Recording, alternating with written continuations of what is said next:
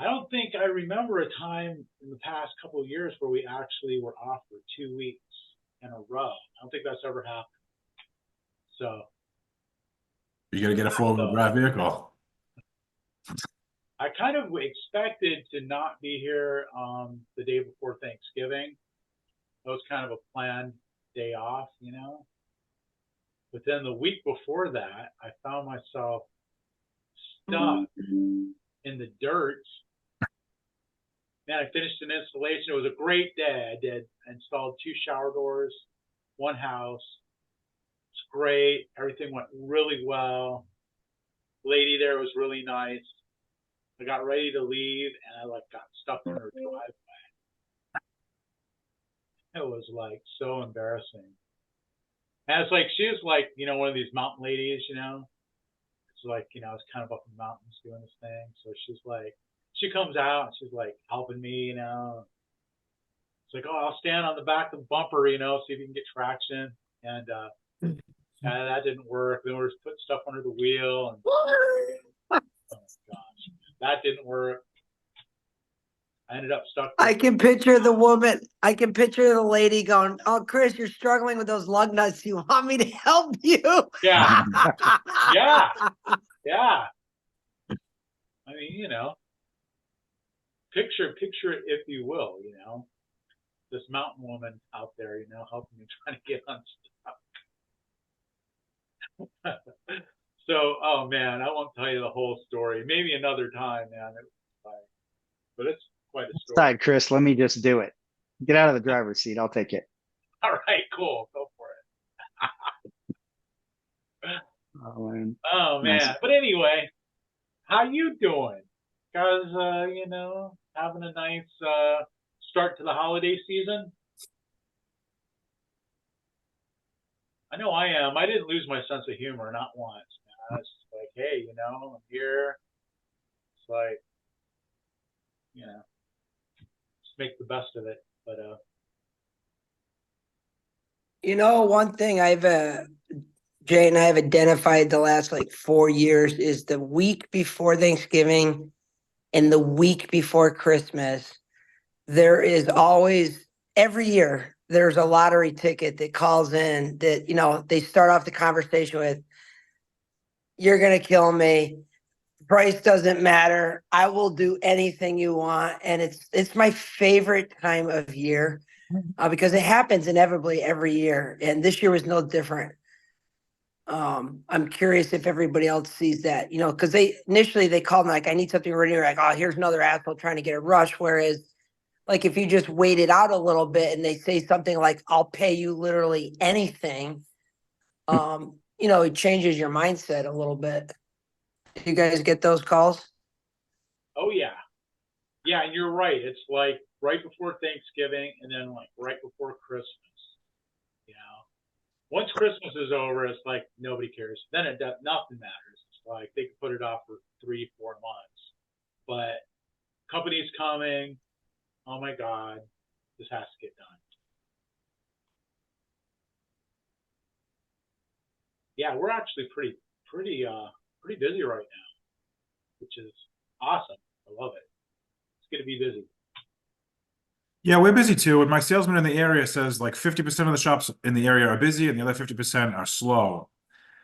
And I feel the ones that are busy are the ones that are out there advertising, you know, doing modern day things. And then the other ones and the ones that are slow are the ones that have just kind of have been around a really long time and just really haven't really done much. And they're just kind of drifting along. So I feel they're the slow ones because it seems like more of the newer guys that understand you need to market online and spend money these days. They're staying busy around here anyway because we're busy. Mm-hmm. I see Bill Dobbin is having trouble getting into the call. That just will not do. Mm-hmm. I'm going to figure out how to. Oh God! So he says he's late for a password. I've got one. Here, I'm going to give him. I know you guys didn't need a password. It's kind of built into the link, you know. So, but that's like I said, Chris. When I tried to log in earlier, the Facebook invite looked different. It didn't have just that Yeah. join button. So I Yeah. had to like look through all the nonsense to try to figure it out. Yeah, I thought that was just me. I did the same No, thing. I Same. told him earlier, like it looks different, man. That's weird. I finally figured it out. Weird. So Sorry, what happened out there in California with Cardinal or HMI, whatever they call I don't know. I just got an email. What was it? Was that this morning? Or Yesterday. Monday, wasn't it? They're it? How did it pulling affect? out. How's it affecting you guys? How's it affecting the area? I mean, They never showed up before, so I like really. No, actually, we're just kind of starting to be friends again. They actually had a rep, showed up out here, and I even ordered a couple things from them and stuff, and they delivered it, and like I paid for it. And I thought we had a good thing going. and then that's it. They just up and disappear. I guess it wasn't enough. I guess just my couple of shower doors just weren't enough for people. All I ever ordered from it was mirror metal and stuff. Because when I first started using them, that's all Oscar and Mirror did was metal. They didn't do shower doors. Wow, that's right. Back in the day, H&M. Yeah. Yeah. See, Tim, if you had ordered more from them, they wouldn't have gone out of, the area. It's your fault. And plus they charge you for delivery too. That's true. So I guess, yeah, that's weird, because, yeah, it's always been a little bit, I don't know, a little iffy in this area, I guess, for years they've had trouble. Well, they go through a CEO every year, so it's always just been seemingly unstable. So Is it it didn't- CEO season again? I don't know. I don't know. I know it's like cold and flu season. So I mean, maybe like it's the CEO season too. But I mean, I know people that have worked for them around here, and it's always just come into work and then they'll just throw you out the door the next day. It's just very it's just always, they always seem very sporadic when it came to keeping help or whatever. And we're talking people that are up there. So it didn't really come as much as a surprise to me that they would just close a factory overnight. Yeah, Yeah, yeah, they just yeah, don't- They just opened Reno up not that long ago. right. Hmm. So are they still in Reno? No, They're out of there. they shut everything down. So my theory is that Reno didn't go well because I know that it wasn't going well for us. So they went from Livermore to Reno, and then they had Seattle. We ordered out of Seattle, and I think there was another location down farther south, but all of it wrapped up. Yep. So Tuesday morning was the email, and they said if you didn't get your order confirmed by Monday, then forget it. And we had an order in on Wednesday. And so now I'm fighting to say, well, why didn't you confirm it on Monday? And search for a new semi-frameless shower door manufacturer, which I don't want anyway, but sometimes you got to do it. Yeah, you can get That's your WBF to excuse. ship to you. What's that? Could be- WBF. Yeah. I can do KDs, but then I have to make the glass, and I can fabricate 1/4 inch, but I can't fabricate 3/16. And once the way that, I don't know if you guys have ever priced out the KDs versus the full set. They don't give any. No, Any it's stock. like you can buy the KD alone for $200. You can buy the KD plus the glass for $210. Yeah. I mean, it's just Yeah, they don't doesn't give you any. pencil out. They don't give you any break. Yeah. So I'm looking at Arizona as kind of the latest, maybe Alumax. Hmm. Yeah, well, We even had- here with so like we'll just do bypass doors. I mean, that's the only kind of manufactured doors we do, and that's just because sometimes it's all you really can't do anything else, in certain situations. So we want to offer that as an option. But yeah, they're getting expensive. I mean, I look at, just a 1/4 inch bypass enclosure, and it's like almost as much as what we pay for 3/8 frameless. It's crazy. I mean, we price it, high enough to make money on it, and people will pay it, but it's crazy. Yeah, I don't know if you order from Agalite out here on the West Coast. There's Agalite as an option, but they're super expensive. You might as well buy frameless. It's true. Bizarre. Yeah. I hate this stuff. I hated getting bad glass from our fabricator, so I started a fabrication plant. I got cut off from glass, so I started importing myself. So I'm going to start a metal, I don't know, foundry. Is that what it is? Who's with me? Yeah. The Extruding spirit. plant. You can extrude your own. Right? Aluminum right. ingots. Yeah. Just start doing it. Can't be too hard. Yeah, we stopped the semi-frameless and we stopped the semi-frameless and the framed swinging doors. I don't know, probably the beginning of the year when we started. I haven't looked back at all. We haven't looked back at all. We'll do the semi-frameless sliders, but the semi-frameless and the frame swinging doors, we don't even quote out anymore. Yeah, it's pretty much sliders. We do some semi-frameless swing doors when it's on a fiberglass surround and it's too narrow for sliders.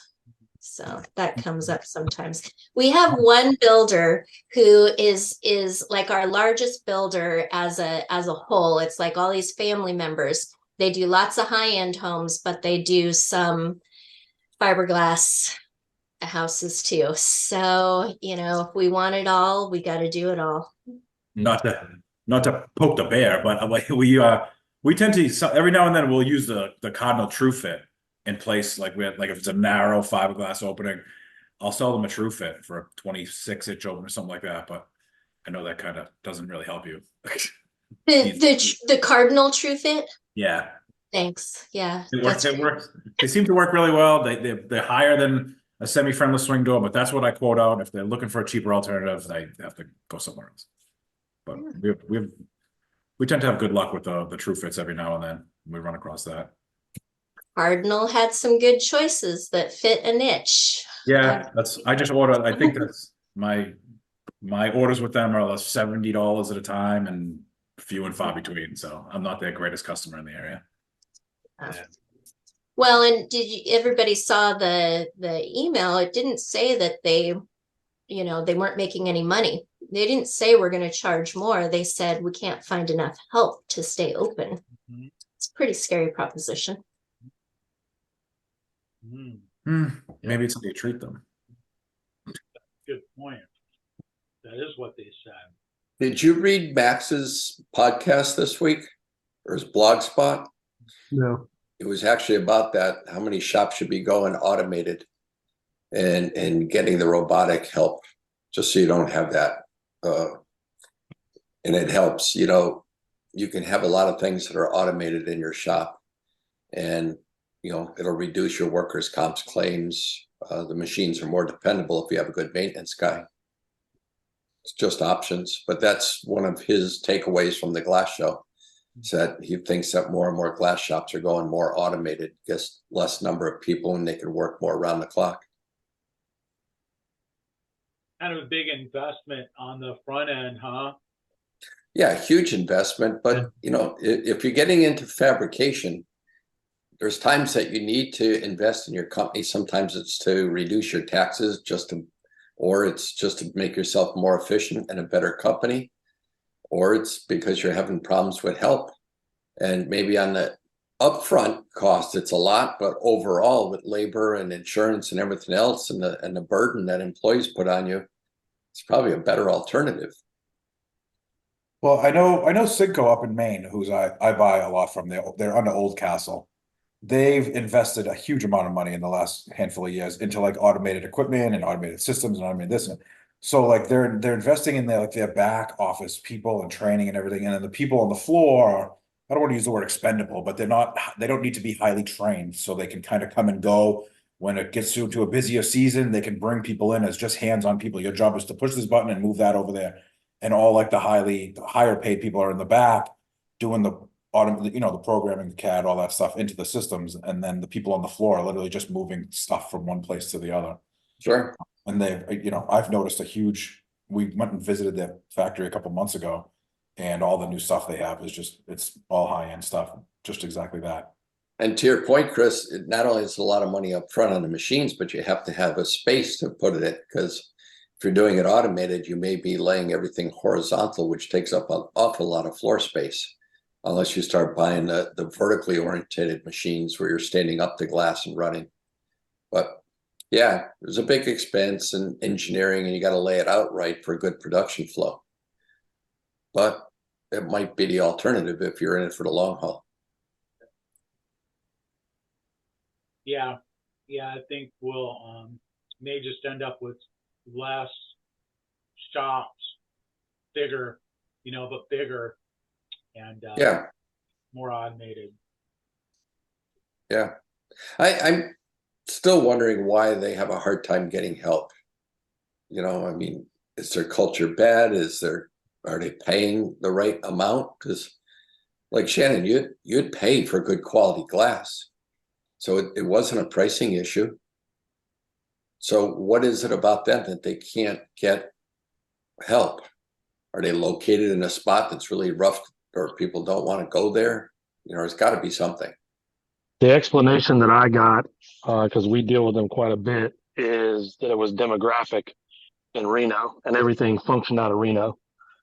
So Reno's been a mess since the beginning, and the available employees in that area, because of what Reno is, it seemed like it was a bad decision to start there, and it never went positive from there, is what I've been told. So it's very much a demographic base. Who made that decision to go there? Did they not do their homework? I see it. I mean, I know who, but I'm not going to throw names out there. But they're no longer with HMI Cardinal, and haven't been for a while. So I think it's kind of been writing on the wall that they've kind of been trying to work through, and it just never materialized. So, it's funny. I see it in local businesses too. Like there's a bar, restaurant not too far from us. That thing's turned hand 5 times, and nobody can make a go of it. It's not that it's in a bad location, and I don't get it. The place is like it's haunted. It can't make a profit. Nobody's been able to be the magic. They ended up knocking it down. It wasn't an old building. It's crazy. I don't know. Maybe that is demographic, where there are just certain pockets where businesses just don't make it, or at least in our industry. No, but Glass Fab out of Tracy, they have a place in Reno that they run a truck to. Are they doing all right? Yeah. And I understand now they're running up to Seattle with glass. That's something I just found out. I don't know though. I'm thinking it's broader, because I don't know if you guys have seen it, but you can go to like a fast food chain and see a sign that says we've closed because we don't have enough staff to stay open all night tonight. We've had a restaurant close up nearby that had really good food. It's pretty darn expensive, so it's hard to believe they weren't making money, but the owner said we can't keep staff coming in. And then they're looking for, there's a shortage of nurses. There's a shortage of, what was the other one I heard recently? Another skilled labor. So, no, shortages seem to be happening all over the place, and it seems broader than a certain demographic or a certain type of location. Sure. Yeah, nurses are a big problem countrywide. Yeah. And a nurse is saying, why would I take that job when I can be a traveling nurse, make twice as much money, work less time, do my own hours? Mm-hmm. Yeah. Was one of them, flight attendants too? They're talking about like the government's going, you guys better keep your planes going, and the planes are going. How do we do that if the people just aren't showing up? I don't know. I travel this Thanksgiving weekend. It doesn't look like the airplane lines are hurting. Mhm. Wow. People are moving. Money's out there. That's true. Well, how much do you Well, if think? you guys, How much do you think it's a cultural thing of like within the company? Because there are always companies that do well Yeah. and keep employees. You know, whenever people start talking about, oh, the economy, oh, the workforce, oh, this or that, blah blah blah. To me, it always sounds like an excuse. Of course it is. Of course it is. And ultimately, it's management.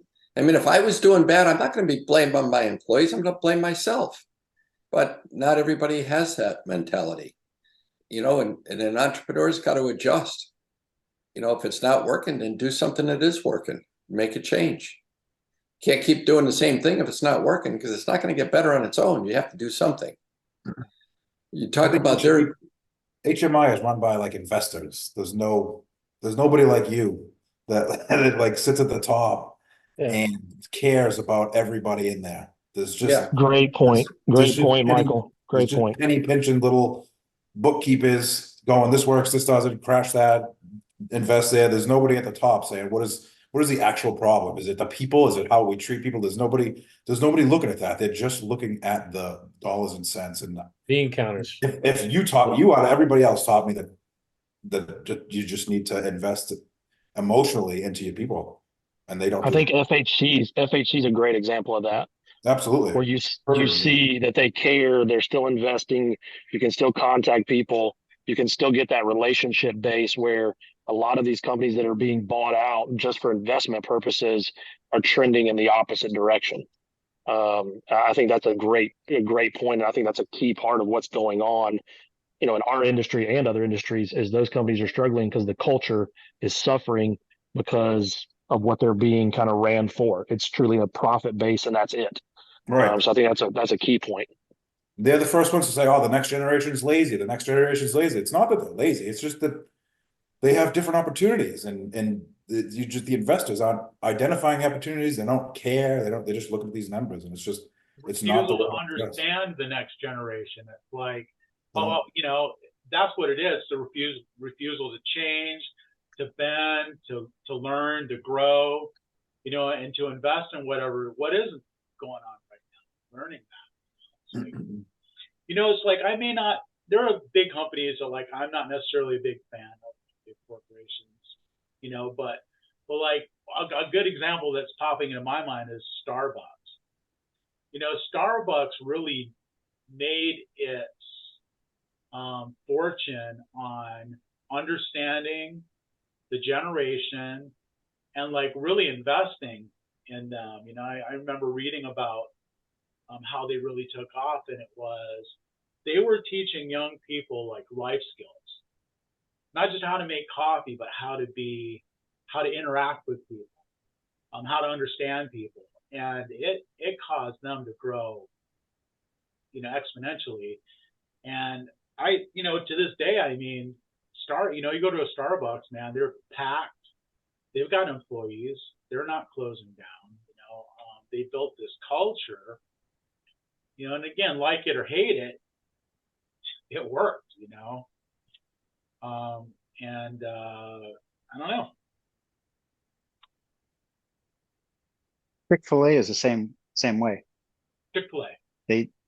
They train their employees. It's a super great model. I don't know how they can make it with all the employees they have on the floor all day, every day. My son used to work there, and it's truly a thing to behold. How many people they've got, and they're making money hand over fist. Brian, If you look, that was the best company pivot that I've ever seen during COVID. Chick-fil-A came out way on top. Right next to them was Panera, and Panera was dying. They didn't make the change. Chick-fil-A management saw the opportunity to get them iPads, get them outside the building, and they had 3 car lanes going around every Chick-fil-A up till 9 o'clock at night. and they're full. Yes. Constantly. Yes. Yeah. And the help was fantastic. And Panera's over there twiddling their thumbs, and they're ready to close down. They didn't adjust. And it's the same thing here. Ownership took control over there. Panera, they just sat back. And, you know, and I see it's it true. over and over again. Chick-fil-A, you know, they should get a gold star for what they did. Granted, and continue to do every day. Like I said, I heard the other day that they have the highest profit, or I don't remember what the number was, per store of any fast food chain out there. Oh yeah, for sure. It's amazing, and that's crazy because of all of the numbers of employees that they have on the shift, on any given shift. It's just, it blows my mind how many people they have, and that they're paying. So what are you paying for when you go there?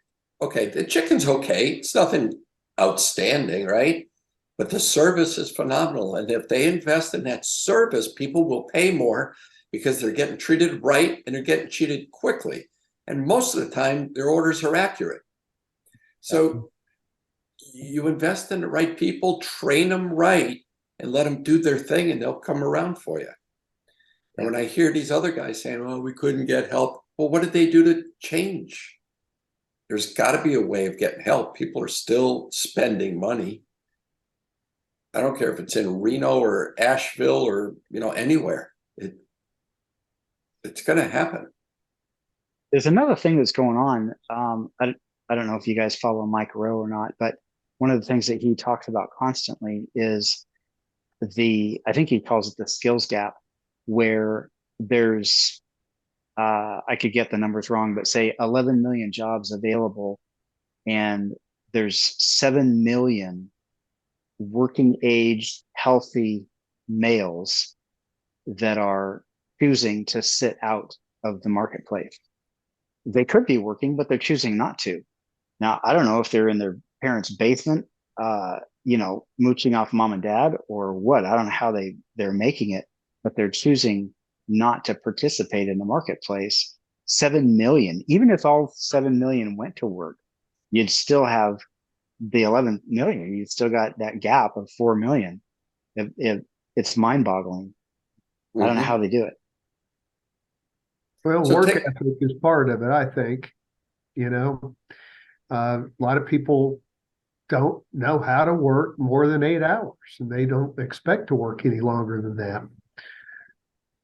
You know, I don't know how to act if I don't work more than 9 hours or 10 hours, you know? Yeah. So, what do you think that is, Brad? Do you think that's just the way you were raised, or is it something internal, or? I don't know. All I can say is the way I grew up, I was expecting more in life, really, you know, and I was modeling myself after my parents, and I don't know. I'm old fashioned. Yeah, I had parents that worked hard too, long hours, and that was modeled for me, you know. But I don't know, you know, I don't know how much of it's that old, you know, nature and nurture thing, right? I guess, you know, that old argument of like which causes it. You know, I know I get a lot out of working, a lot more than money. You know, a lot of my identity, a lot of my self-esteem, whatever. So, I mean, I think that's a thing that some of these markets or some of these companies tap into. If you can figure out that thing that people work for, besides money, in addition to money, whatever, I mean, that's how you get people to be productive. Well, you know, there's so many complications in our life right now too, and technologies, you know, with everybody having a phone in their hand. You have to these days. You have to operate.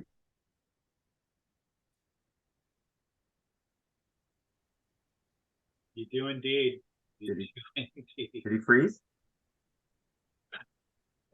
Yeah, he did. Business with your cell phone, all your employees on the phone. Period. Your duty was working for the company you were working for, and now, you know, you don't know if your employees are doing personal stuff, which you really do. there's all kinds of stuff going on, business and personal, throughout the day. And how do you regulate that or monitor that? Well, you get perceived as a real hard ass and come down on people all the time on stuff like that. So, Bill might have the answer to that. I don't know. I don't know if I have an answer, but we ran through the same thing. But sometimes you got to look and say, are they making me money? Are they getting the jobs done? And you give them a little bit of slack and they feel good that they have that. I mean, I've driven down the street and see guys at, the fast food restaurant, or they run into Panera and they're getting to sit down and they're not supposed to, but I'm not going to raise any flags. They get their work done. Customers are happy. They get good reviews. I agree. It's more important to me that the customer's happy and the work gets done. Now, if they're calling out that they can't make it to the next job after I saw that, that's a totally different story. Or if they're missing their customer appointments by an hour because they decided to go take a Taco Bell snack for a couple of hours. That doesn't fly. But I think if we're reasonable to them and we give them guidelines and expectations, you don't have to be the hard ass. I mean, we've been down that road being a hard ass, and it doesn't work well. It really doesn't. You can win the battle, but lose the war. Not worth it. It's better to kind of give in. I understand, guys. Let's work together. We know we have a job to do. How are we going to do this? And let them buy into it. And I think if you just have that heart-to-heart talk with them, look, you're here. I want you to succeed. I want you to give you everything to succeed. But if you're not hitting the jobs on time because you're doing this and that, it's not going to work for either of us. And I think they get the message. Sure. I think they respond better to that type of an approach than just yell and scream at them or doctor pay. We know that doesn't work well. Doesn't sit well. Yeah, I don't think that approach works anymore. I think it worked when times were different, because back in the day, where you grew up was your opportunities. And if you messed up, then your opportunities got limited and you had to completely move your entire life somewhere else away from your friends. Nowadays, people can move from city to city, state to state so easily. They can have so many side jobs through apps. They can make different revenue, their cost of living. They can couch coast. There's so many opportunities that now what used to work is you're going to do it my way. These are our standards. You're going to live up to them. And now people are saying, hey, we can't find any labor. It's because you're sticking to the same standards, and you can find some awesome workers that want to kill it for you 12 hours a day, and they're there. But then there's also, at a different point in their life, they want to work 6 hours a day, and they'll give you everything they got, but they want to go to their daughter's recital. They want to be there for their family. They want to change what they were doing in their life. And the same employee can have different values throughout their entire time with you. So having those touch bases with them to know, like, what am I giving you in your life? Are you happy in your day to day? Because that guy will leave if you keep it one way. But if you know what they want, know what their family wants, know how their days are going, then you can make sure you're flexible enough to know however things are going, they're going to want to show up for you. Even if you can't stop people from being on the phone. So instead of being strict, like you said, you can't stop it, expect it and build your business around it. Hey, take your calls if you need to. I don't want you to ever feel like you can't speak to your child, speak to your daughter, be there for your family. I want this company to represent a part of your family too, someone that's always going to be there as you grow and change your values through life. And we're going to modify how we structure your plan within our employment that makes sense for us, because you don't want to go do everything on your own. You want to work for people that take care of it for you and got your back, whether it's insurance or classes, because they want to expand their training with you. They want to grow with you. They want to learn different fields.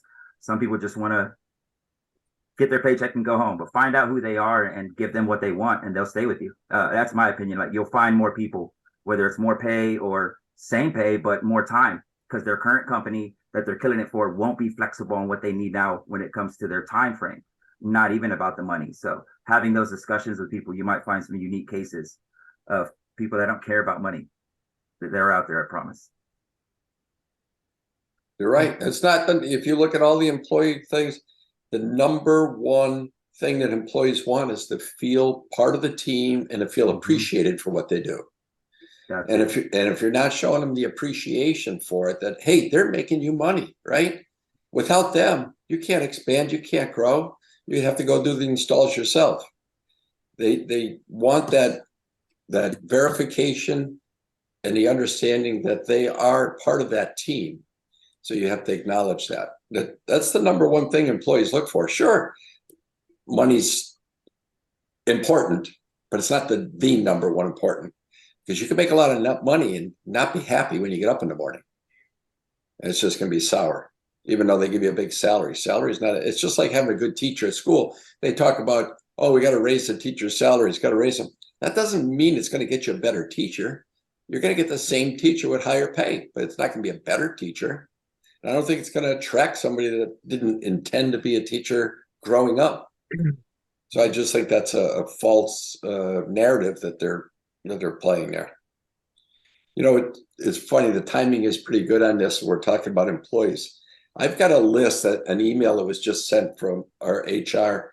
We have our company party this weekend, and we're celebrating people that have been with the company a long time, and they hit milestones, and we're announcing it. And I'm looking at the number. It looks like I got about 55, almost 65 people that have been with us 5 years or greater, which is pretty impressive.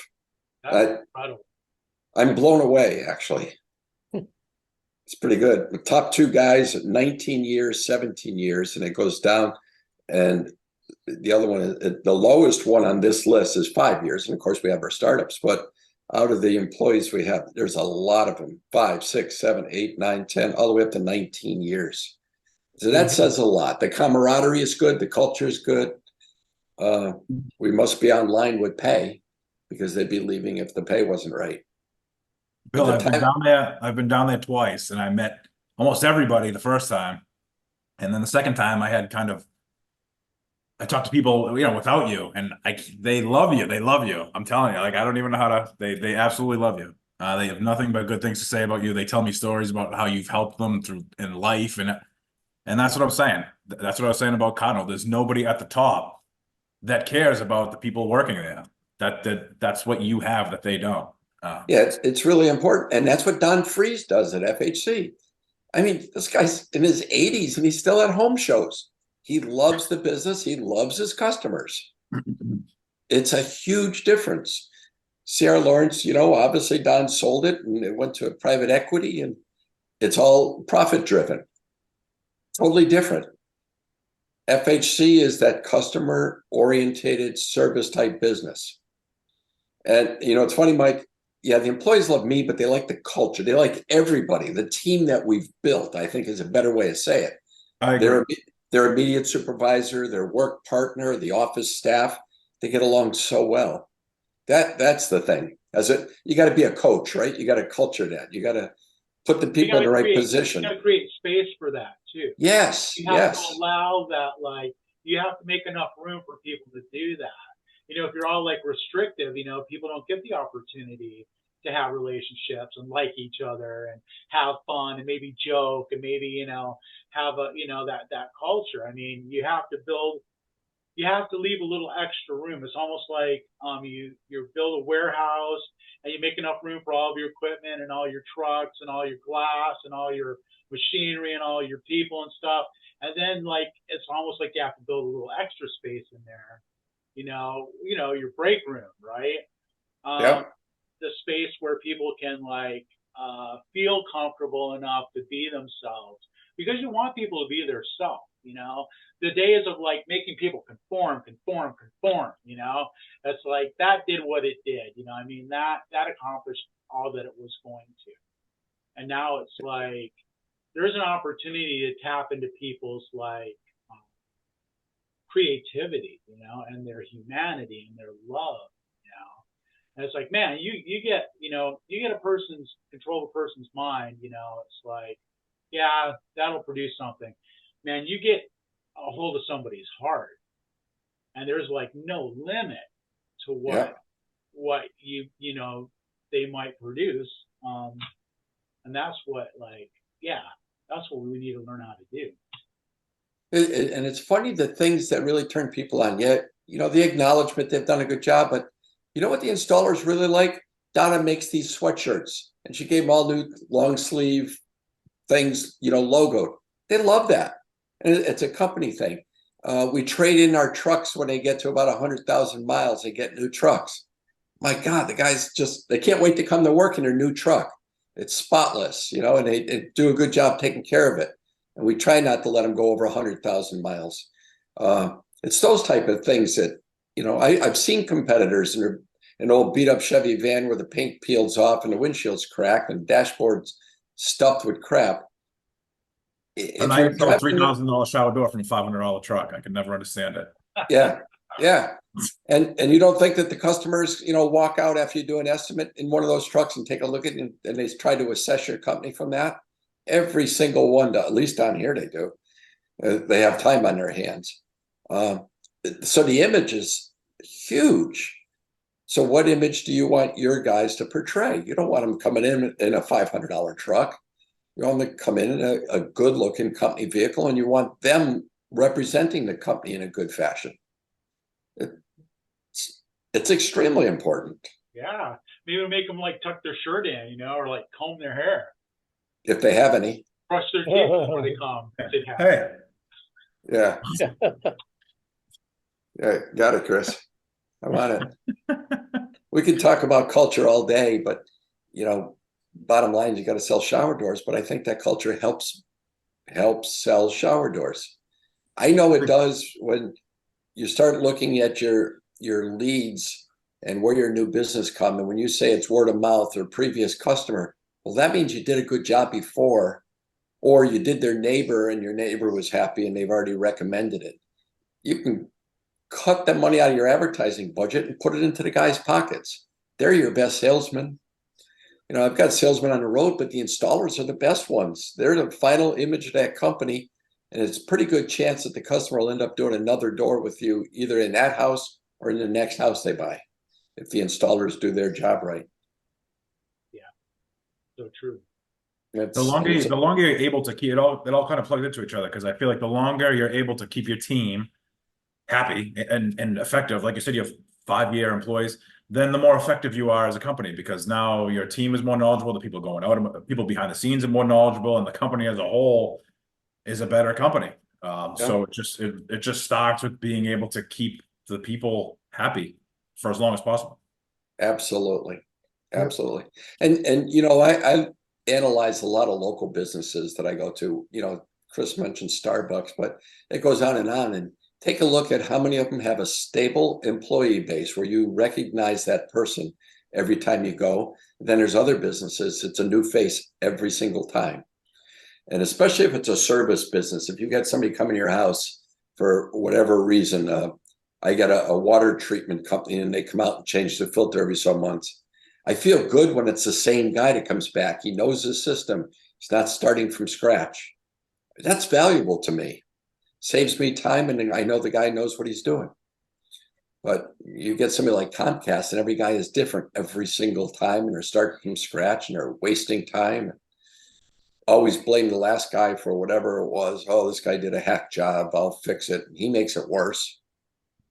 So the consistency is a huge thing. New employees cost you a lot of money. When you look at the amount of money you put into training new guys, when you get somebody that's trained and good, you got to do whatever you can to keep them.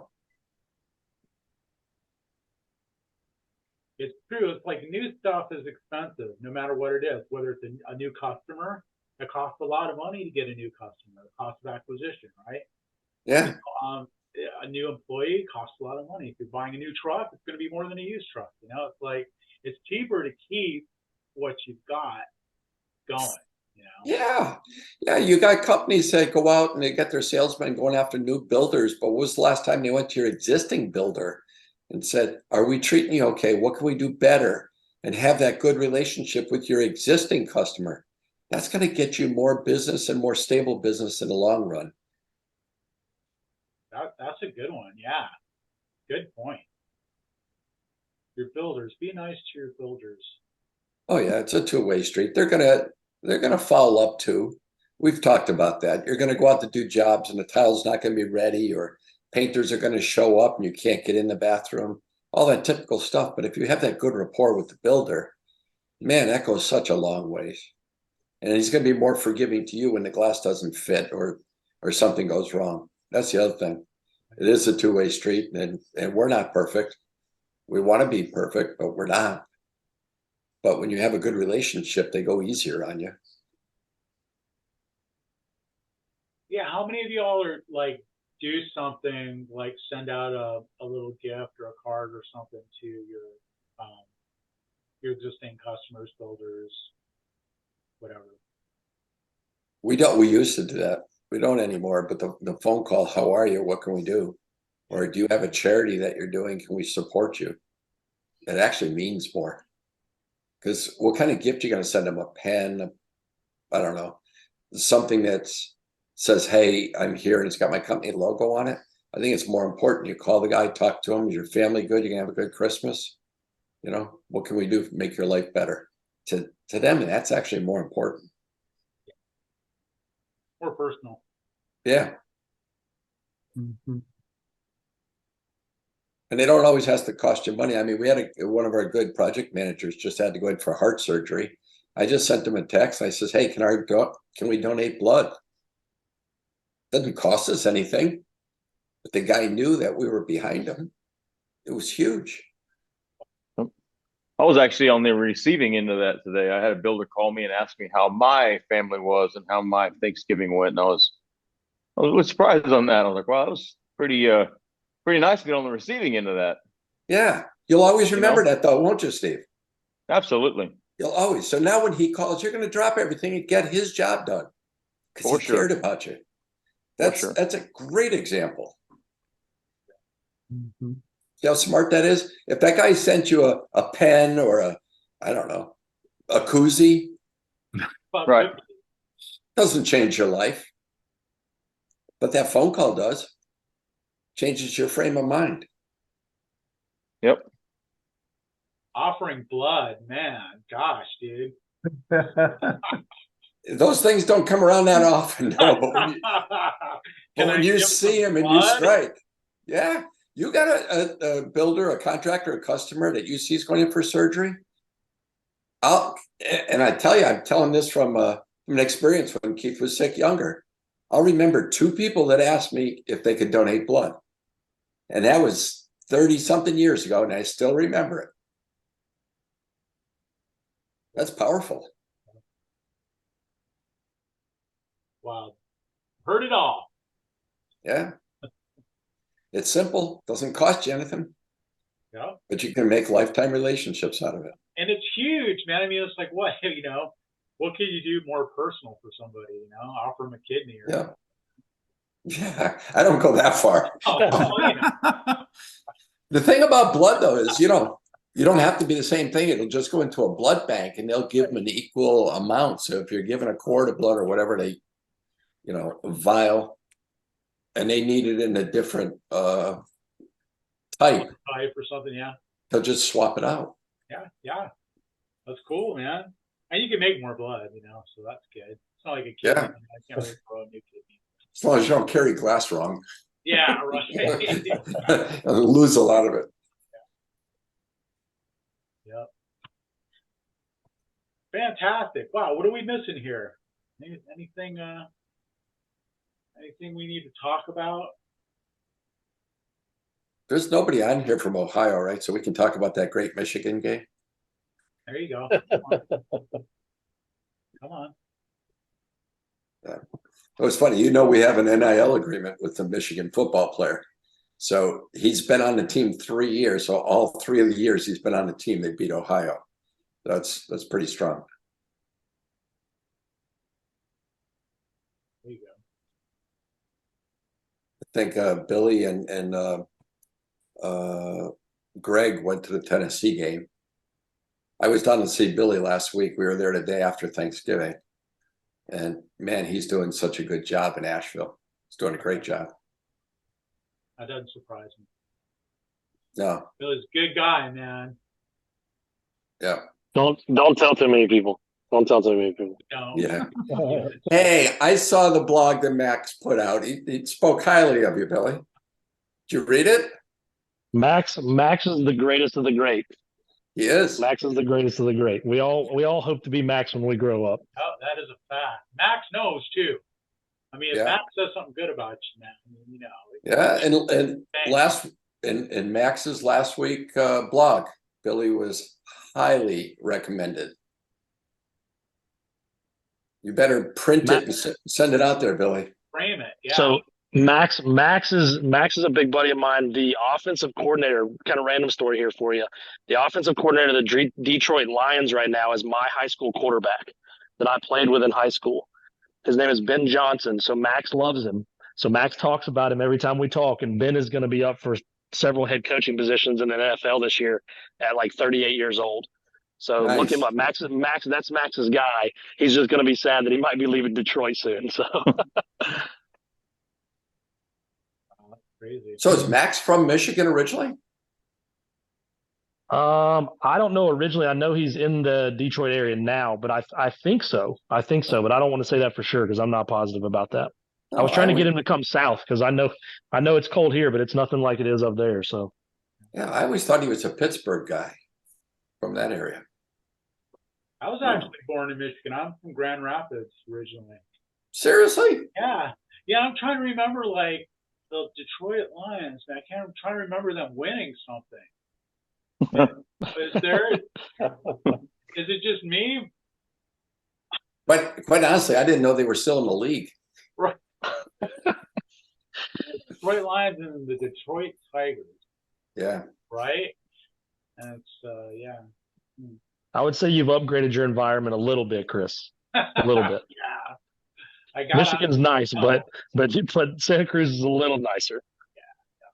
It's a good place to be from, you know? Oh yeah, I'm from there. Great.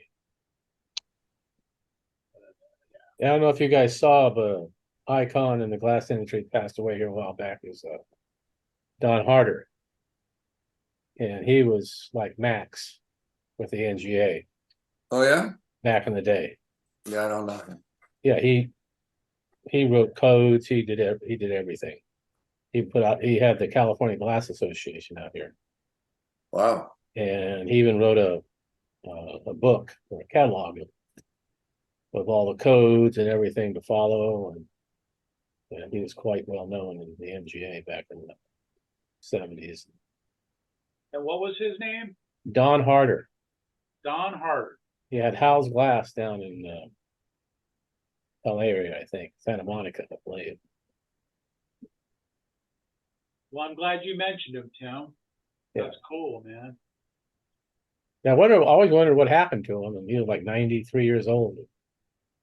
Oh my gosh, that's pretty good. Yeah. He used to live up out of Sacramento. And that's where he had the California Glass Association. Obviously, he had plenty of blood. See, he was good. Yeah, he was a good. If you want to know anything about glass back then, you talk to him and he'd tell you. Yeah, so right now, Max is the contact, right? Yeah.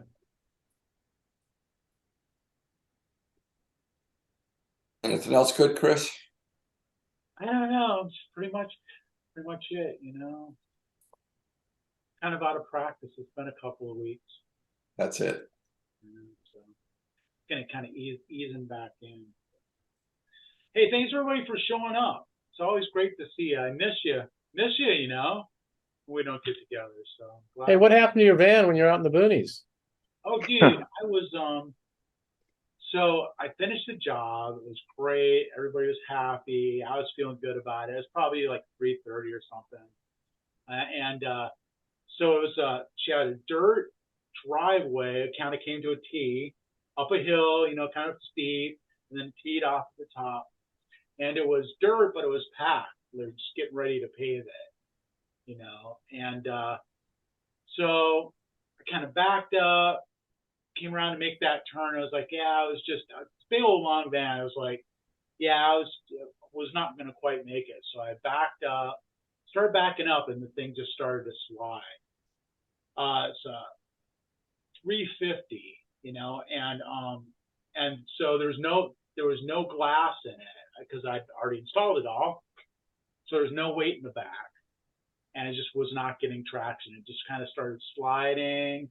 I tried to back up, and it would just started digging in, and then it was terrible. So I ended up kind of like diagonally across this T, and there were some like bushes, not really a tree, but a pretty good sized bush and a fence, you know, and so I was just kind of stuck up against that, and I was like, I couldn't move it. The lady, you know, like I was telling her earlier, you know, it was like mountain lady, you know, I'm up in the mountains, you know, so she came out and she's trying to help me, and she's like, we're trying to stick stuff under the tire, and I'm like, oh man, I ended up sitting there for hours. Tried like call AAA. They're like, oh yeah, we'll send somebody. It'll be like 90 minutes, you know. So after like 2 hours, I'm like trying to call them. I barely got a signal, and they're like, oh yeah, we're not coming. It's you don't qualify for this commercial vehicle. It's like, wow, man. Well, I wish you would have told me that like an hour and a half ago. You know, I still do need to get towed out though. They're like, oh well, here's the local company. Call them. So I call them. They're like, okay, yeah, we'll be there in, you know, whatever, 90 minutes. Then they call me back in 15 minutes, like, oh, the guy, you know, the driver says he doesn't think he'll be able to get you out because it's dirt, you know, and the vehicle's too heavy or whatever. So I'm like, so what? I mean, it's like I can't just live here, you know. Like we've got to get it out. So I went up to knock on her door. I've been there for like 3 hours sitting there in the driveway, stuck, you know. So I guess better go tell the lady of the house, you know.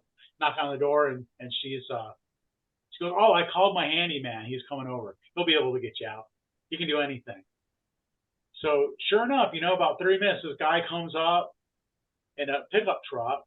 He put some straps around the wheel, and what he did was, instead of trying to pull me back out, he just like drug me the rest of the way. You know, I was already kind of sliding, so he just kind of did some judo on it, you know, helped me keep sliding the way I was already sliding. Got me out in like 5 minutes, no problem. So what the tow truck drivers were afraid to do, some handyman came and did it. So there's a lesson in that. I'm not sure what it is, but it's not call the handyman for your shower door. no. Okay, all right, just making sure. No, it's not that. If you're stuck and no one else will come to help you, might as well try the handyman. You know, what can you lose? The handyman can. The handyman can. Oh man. So anyway, that's my story. I'm embarrassed, but you know, all's well that ends well. All right, y'all. Have a great evening. We'll come back and try it again next Wednesday.